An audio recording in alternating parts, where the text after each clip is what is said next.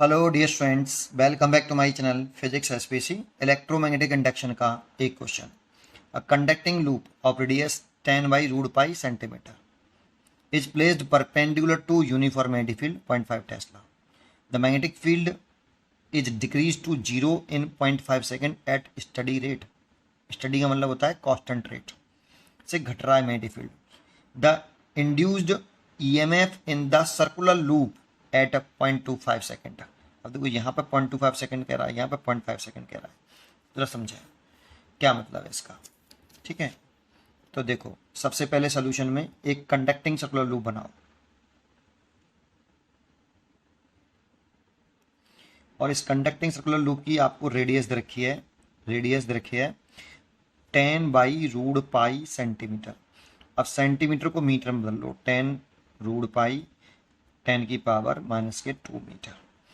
फिर उसने कहा है कि जो मैग्नेटिक फील्ड है ना यूनिफॉर्म 0.5 टेस्ला है, प्लेन के कैसा है, लूप कंडक्टिंग लूप के कैसा है, परपेंडिकुलर है। तो लूप के सरफेस के परपेंडिकुलर यूनिफॉर्म मैग्नेटिक फील्ड है आपका ऐसे।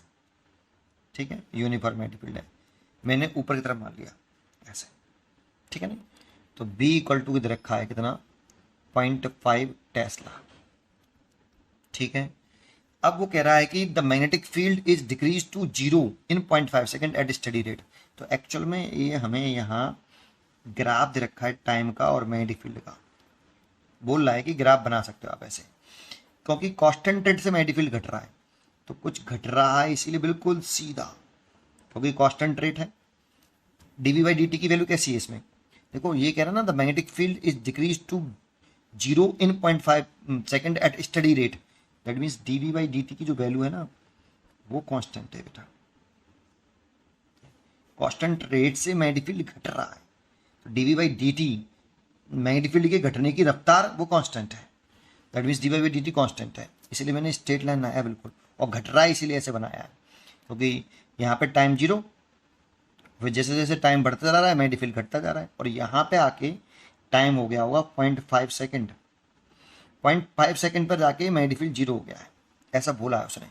0.5 सेकेंड पर जीरो हो गया है, तो यहाँ पर जो मैग्नेटिक फील्ड था वो 0.5 टेस्ला था। ठीक है, और फिर 0.5 सेकेंड बाद जीरो हो गया। ठीक है, the induced EMF in the circular loop at 0.25 second पर कितना इंड्यूस्ड ईएमएफ होगा सर्कुलर लूप में, ये पूछ रहा है हमसे। तो जरा देखो एक बात, तो इंड्यूस्ड ईएमएफ निकला है तो इससे कितना फ्लक्स लिंक कर रहा है पहले वो देखना पड़ेगा। तो फ्लक्स क्या होगा, फाई बराबर B A cos theta. Theta देखते हैं angle between B vector and direction of area vector. Direction of area vector, और एरिया की वेक्टर की डायरेक्शन होती है वो प्लेन के परपेंडिकुलर आउटवर्ड होती है। तो सर्कुलर लूप का प्लेन ये, प्लेन के परपेंडिकुलर आउटवर्ड डायरेक्शन में एरिया की डायरेक्शन ऐसे हो जाएगी, तो एरिया की डायरेक्शन भी बाहर की तरफ ही आ जाएगी, तो थीटा हो जाएगा 0 डिग्री। तो मैग्नेटिक फ्लक्स हो जाएगा फाई बराबर कितना, बी ए कॉस जीरो की वैल्यू 1, कॉस जीरो, तो फाई हो जाएगा बी ए। तो इंड्यूस्ड ईएमएफ का अगर हम मैग्नीट्यूड लिखें according to Faraday second law, E is equal to, वैसे तो एक्चुअल में माइनस का D phi by D T होता है, लेकिन अगर हम मैग्नीट्यूड ही मैग्नीट्यूड ले लें, साइन को छोड़ दें, तो D phi over D T ले सकते हैं, और फाई की वैल्यू पुट कर सकते हैं हम बी ए, तो D over D T B A, क्योंकि एरिया तो लूप का कांस्टेंट है तो एरिया तो बाहर निकाल लो।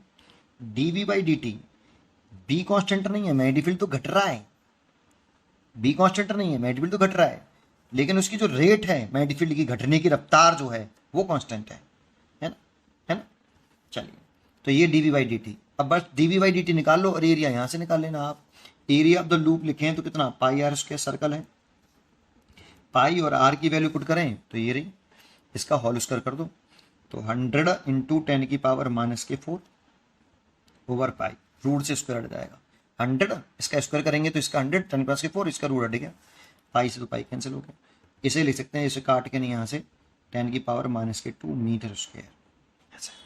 तो ए की वैल्यू तो पता पड़ गई, अब D V by D T निकालना है। तो देखो D V by D T इस ग्राफ का जो स्लोप होगा वो D V by D T होगा, तो स्लोप जो होगा इस जगह पर वो D V by D T को रिप्रेजेंट करेगा, लेकिन स्लोप होगा नेगेटिव, tan थीटा होगा। ये वाला एंगल लेंगे, एक्स एक्सिस से एंटी क्लॉकवाइज एंगल घुमाते हैं, ये क्लॉकवाइज हो गया, ये नहीं लेंगे, ये वाला एंगल का जो होगा वो इस ग्राफ का स्लोप होगा। अब ये ऑब्ट्यूस एंगल है, थीटा ऑब्ट्यूस एंगल, तो टेन की वैल्यू नेगेटिव में आएगी, तो dv/dt नेगेटिव में आएगा।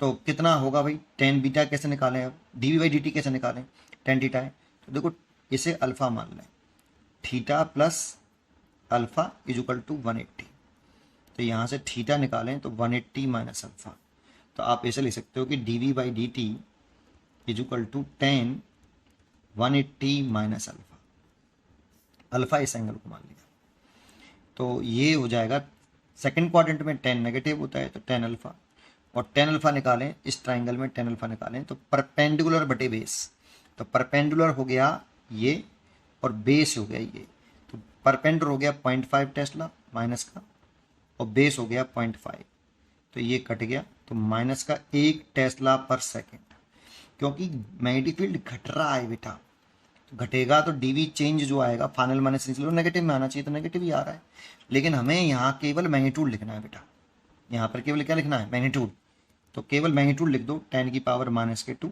और इसकी वैल्यू है 1, तो ये हो गया 1 इंटू 10 की पावर -2 वोल्ट, लेकिन भरना ये मिली वोल्ट में है, चॉइस रखिए मिली वोल्ट में, तो इसे लिख सकते हैं 10 लिख लो इसे, और 10 की पावर -3 वोल्ट कर लो पहले, और इसे लिख लो मिली वोल्ट, 10 मिली वोल्ट।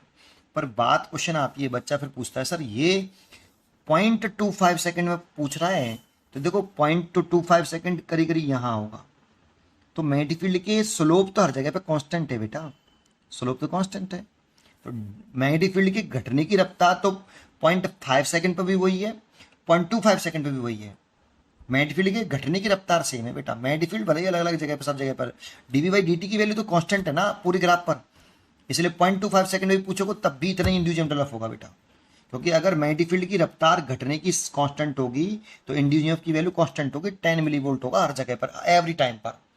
ठीक है, पढ़ते रहिए और खुश रहिए।